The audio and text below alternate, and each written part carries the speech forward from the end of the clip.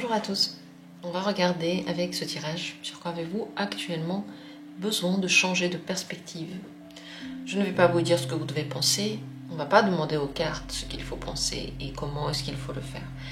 On va simplement demander des conseils sur la perspective qui en ce moment est peut-être peut poser problème, on va dire ça comme ça, la perspective qu'il faudrait peut-être repenser. Et ce que vous devez savoir par rapport à cette question. Le tirage est intemporel, donc à faire et à refaire sans limite, quand vous en avez envie. Et lorsque vous avez envie de le regarder, eh bien c'est à ce moment-là qu'il vous parle. Regardons. Sur quoi avez-vous besoin de changer de perspective en ce moment? Premier tirage. Deuxième tirage. Troisième tirage. Et quatrième tirage. 4 possibilités. Choisissez la carte que vous avez envie d'ouvrir. Tout librement et sans vous faire de pression, sans vous dire « Oh mon Dieu, quelle est la bonne carte pour moi ?» Il n'y a pas de bonne ou mauvaise carte pour vous. Si vous choisissez quelque chose, c'est toujours quelque chose que vous devez voir, entendre, comprendre, expérimenter. Il n'y a pas d'erreur, donc librement choisissez, décidez-vous pour l'une d'elles. Et si votre choix est fait, eh bien je vais commencer avec la première. Dans la description, vous trouvez toujours les minutes pour chacune des possibilités. Avec la première carte, regardons. Sur quoi avez-vous besoin de changer de perspective? En général, la tristesse, votre tristesse, peut-être, le deuil, par rapport à une situation, par rapport à une personne.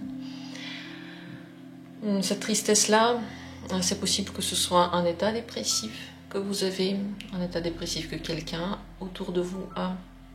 Mais c'est aussi possible que ce soit simplement une vision plutôt négative de la vie, qui voit les choses de leur côté le plus compliqué et le plus triste. C'est possible que ce soit aussi le fait de se mettre toujours dans une position dans laquelle vous avez besoin d'aide et dans laquelle tout ne va pas comme vous voulez. Et en général, la malchance dans votre vie. Surtout ça. Mais l'idée du deuil et la toute première idée, peut-être qu'elle est combinée avec plusieurs autres choses que j'ai dit juste après. Il peut y en avoir simplement plusieurs qui en ce moment sont en train de jouer et de se passer dans votre vie. C'est aussi cette idée de perte, peut-être qu'il faut la repenser également. Qu'est-ce que c'est une perte? Qu'est-ce que c'est quand quelque chose se termine? Est-ce que c'est le fait qu'on vous prend quelque chose ou est-ce que c'est une libération de vous ou de la chose qui est en train de partir? Tout ça, c'est possible que ça ait besoin d'être repensé. Encore une fois, quelle est la bonne perspective? C'est à vous de le voir, c'est à vous de vous faire des idées par rapport à ça si vous en avez envie. Et on va simplement demander qu'est-ce que vous devez savoir par rapport à cette question de perspective et par rapport à cette question dans votre vie. Quelle est l'information qui est importante pour vous maintenant?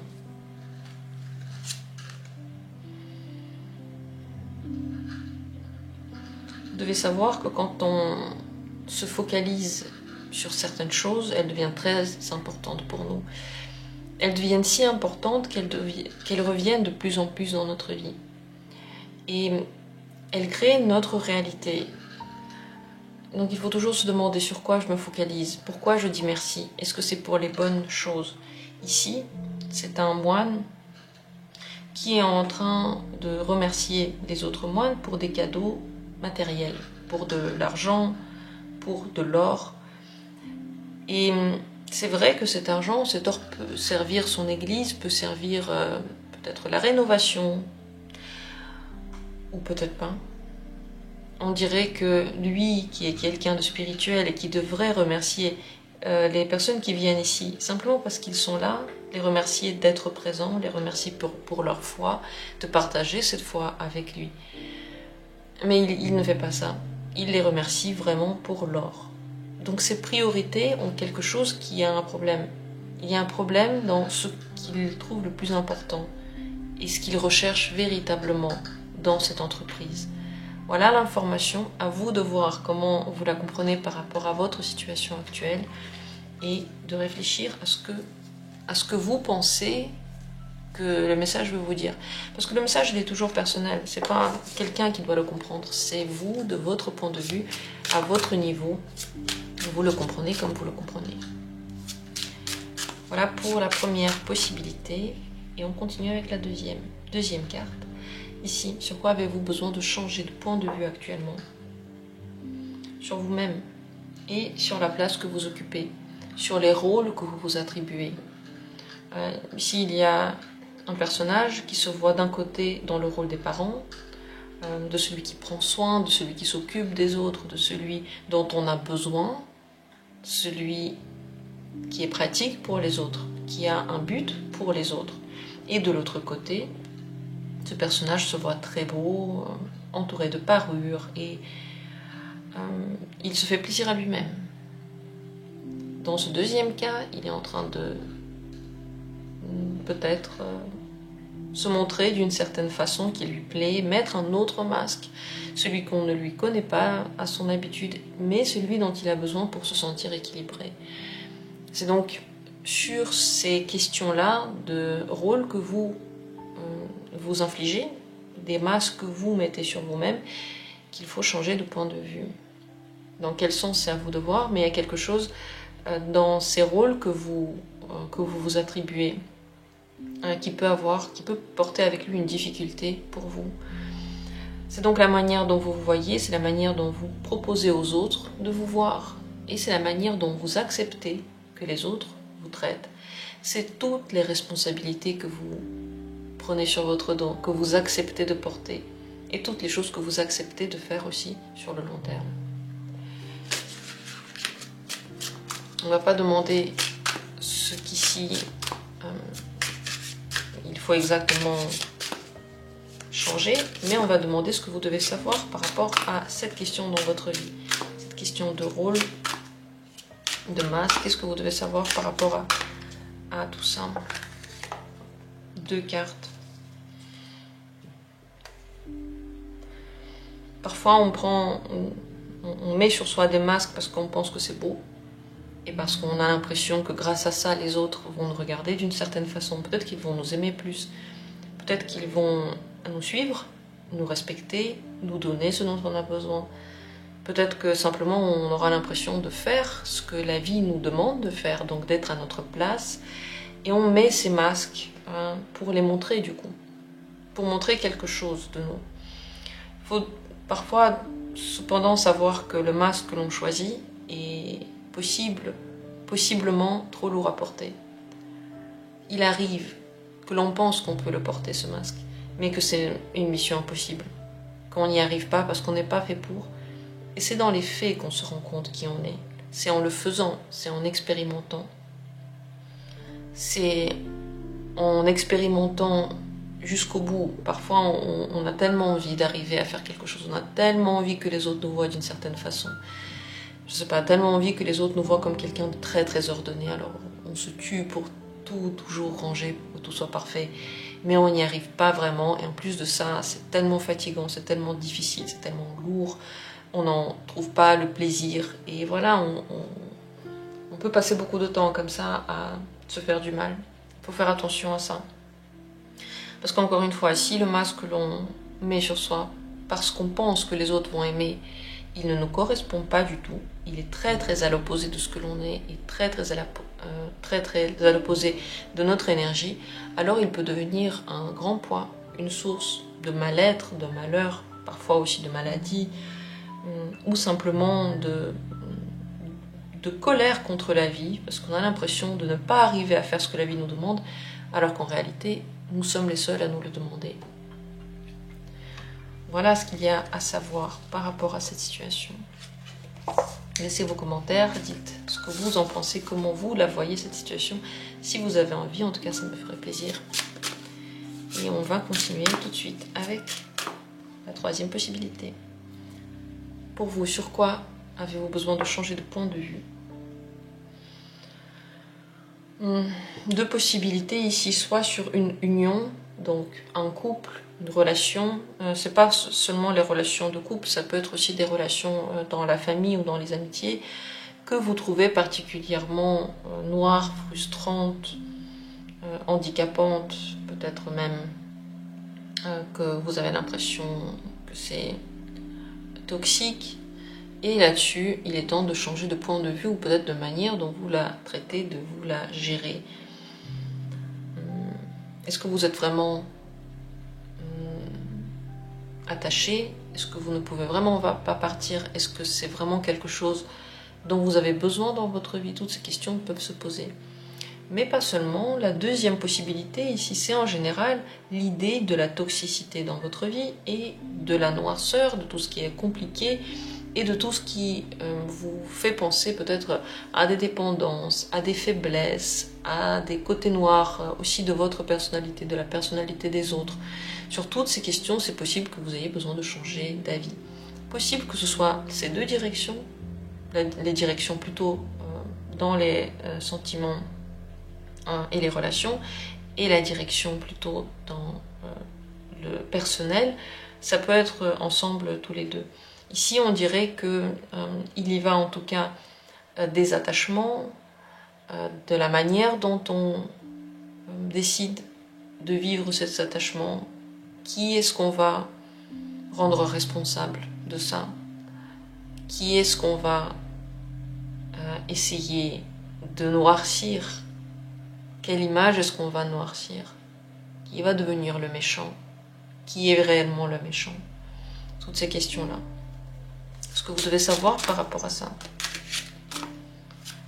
Je ne vais pas vous dire dans quel sens il faut changer de perspective. Quelle est la bonne perspective pour vous? Ça, on ne le demande pas. On va simplement demander quelle est l'information que vous devez savoir par rapport à toutes ces questions.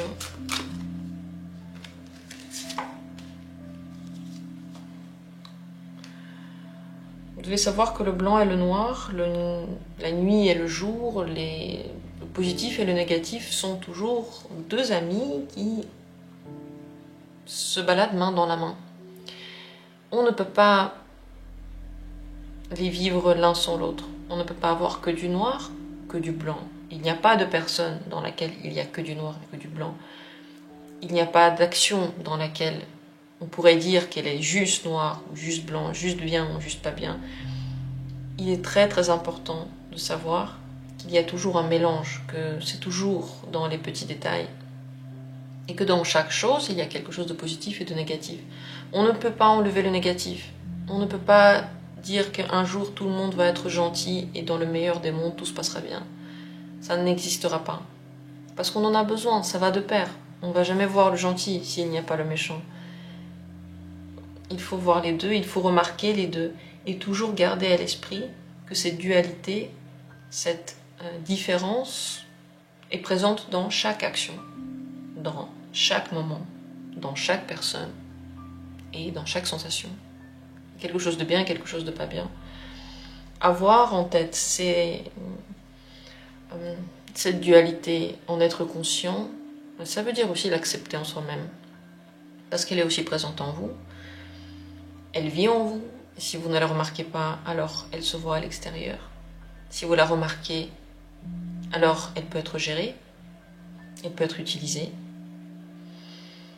Et surtout, elle peut être comprise dans sa vraie nature. Ce serait pervertir beaucoup de choses que de dire que voilà, cette personne elle est 100% mauvaise. C'est une personne qui est un pervers narcissique. On aime bien dire ça de tout le monde maintenant. Pas si simple, pas si rapide. Voyons les deux côtés des choses. Voilà le message pour vous. Il n'y a pas vraiment de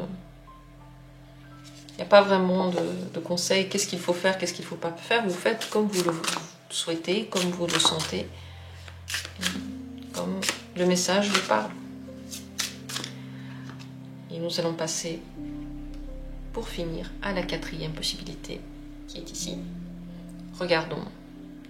Sur quoi avez-vous besoin de changer d'avis, de perspective actuellement? C'est la carte du Graal.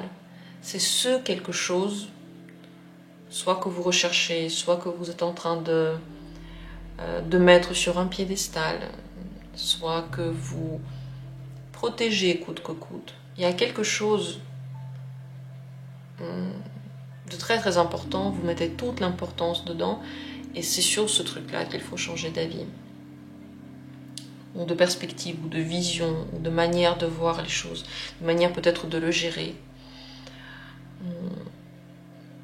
Ce quelque chose a pu être trouvé grâce à une grande logique, c'est pas quelque chose que vous avez seulement trouvé grâce à la sensation, mais aussi à la sensation. On dirait qu'il y a un bon mélange entre le côté rationnel et le côté émotionnel. Ici, on dirait que tout va bien, on dirait que c'est le truc le plus beau, le plus parfait. On dirait que même si ça a des défauts, ces défauts-là sont tout à fait gérables et on peut même les aimer, ces défauts-là. Bien sûr, sur cette chose dans votre vie, sur cet événement ou cette personne, vous avez besoin de changer de perspective. Qu'est-ce que vous devez comprendre par rapport à ça? Quelle est l'information par rapport à ce quelque chose dans votre vie?